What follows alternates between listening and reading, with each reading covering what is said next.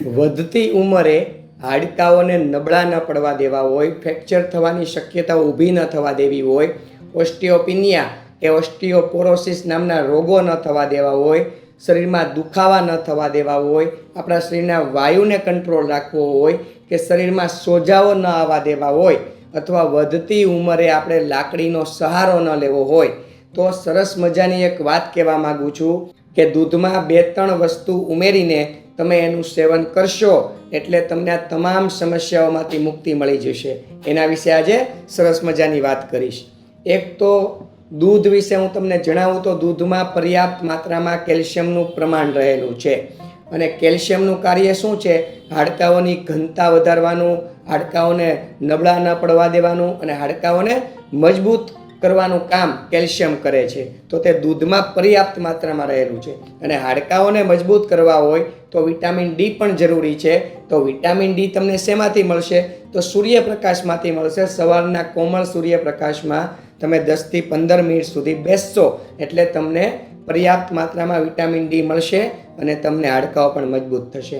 પરંતુ દૂધમાં તમે બદામ ઉમેરીને, બદામ મિક્સ કરીને અથવા બદામનો ભૂકો મિક્સ કરીને ગાયના દૂધમાં બદામનો પાવડર મિક્સ કરવાનો અને બદામવાળું દૂધનું તમે લોકો સેવન કરશો એટલે તમને પર્યાપ્ત માત્રામાં કેલ્શિયમ મળી રહેશે. કેમ કે દૂધમાં પણ કેલ્શિયમ છે અને બદામમાં પણ કેલ્શિયમ છે.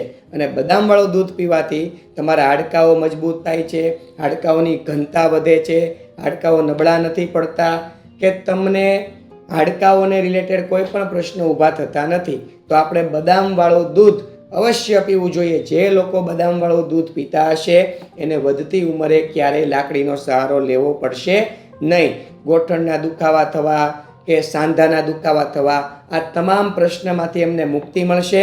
અને જે બદામ છે ને એ તો આપણા શરીરને નિરોગીતા આપવાનું કામ કરે છે, યાદશક્તિ વધારવાનું કામ કરે છે, શરીરને મજબૂત કરવાનું કામ કરે છે, શરીરની રોગ પ્રતિકારક શક્તિ વધારવાનું કામ કરે છે, વાળને પણ તે નિરોગી રાખવાની કોશિશ કરે છે.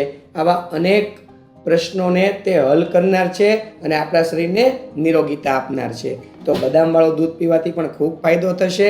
બીજું કે દૂધમાં હળદર મિક્સ કરવાની છે અને હળદરવાળું દૂધ પીવાનું છે. હવે હળદર શું કામ કરશે? હળદર એન્ટીસેપ્ટિક છે, એન્ટીબેક્ટેરિયલ છે, એન્ટીવાયરલ છે, એન્ટીફંગલ છે, પ્લસ સોજો ઉતારનાર છે, રોગ પ્રતિકારક શક્તિ વધારનાર છે અને શરીરના દુખાવાને તે કંટ્રોલ કરનાર છે. તો હળદરવાળું દૂધ પીશો તો આ તમામ ફાયદાઓ થશે.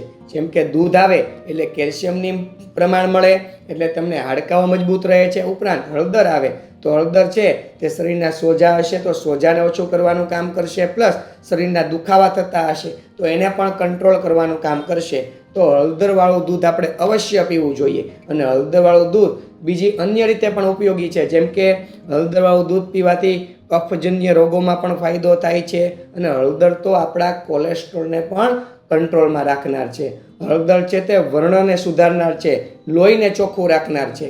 તો હળદરનો પ્રયોગ, હળદરવાળું દૂધ આપણે અવશ્ય પીવું જોઈએ. ત્રીજું, સૂંઠવાળું ઉકાળેલું દૂધ. દૂધ છે ને ગાયનું લેવાનું છે. તો સૂંઠવાળું દૂધ પીવાથી શું ફાયદો થશે? તો સૂંઠ છે ને એ પણ તમારા શરીરના દુખાવાને કંટ્રોલ કરનાર છે અને સોજાને ઉતારનાર છે. તો આપણા શરીરના દુખાવા થતા હોય કે આપણા શરીરના સોજાના મુદ્દા હોય તો આપણે સૂંઠવાળું ઉકાળેલું દૂધ પીવું જોઈએ. ઉપરાંત સૂંઠવાળું દૂધ બીજા કયા કયા ફાયદાઓ કરશે? તો કે સૂંઠવાળું દૂધ આપણા શરીરમાં કફ જમા થવા દેતો નથી. ઉપરાંત આપણા શરીરના વાયુ દોષને કંટ્રોલ કરે છે અને કફ દોષને કંટ્રોલ કરે છે. તો સૂંઠને આયુર્વેદમાં ઔષધ તરીકે તો બિરુદ આપવામાં આવ્યું છે, પરંતુ મહાઔષધ તરીકે જાણવામાં આવ્યું છે, કારણ કે એના ફાયદાઓ અનેરા છે.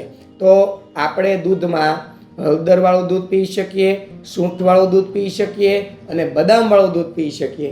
આનાથી આપણા હાડકાઓ નબળા પડતા નથી, ફ્રેક્ચર થવાની શક્યતાઓ ઘટી જાય છે, ઓસ્ટિયોપોરોસિસ કે ઓસ્ટિયોપિનિયા નામના રોગોથી બચી શકાય છે, શરીરના દુખાવાને કંટ્રોલ કરી શકાય છે અને શરીરના સોજાને પણ આપણે કંટ્રોલ કરી શકીએ છીએ. જો આટલા બધા ફાયદાઓ થતા હોય તો દૂધમાં આ 3 વસ્તુ મિક્સ કરીને આપણે અવશ્ય એનું સેવન કરવું જોઈએ. આપ સૌને મારા પ્રણામ. જય ધન્વંતરી.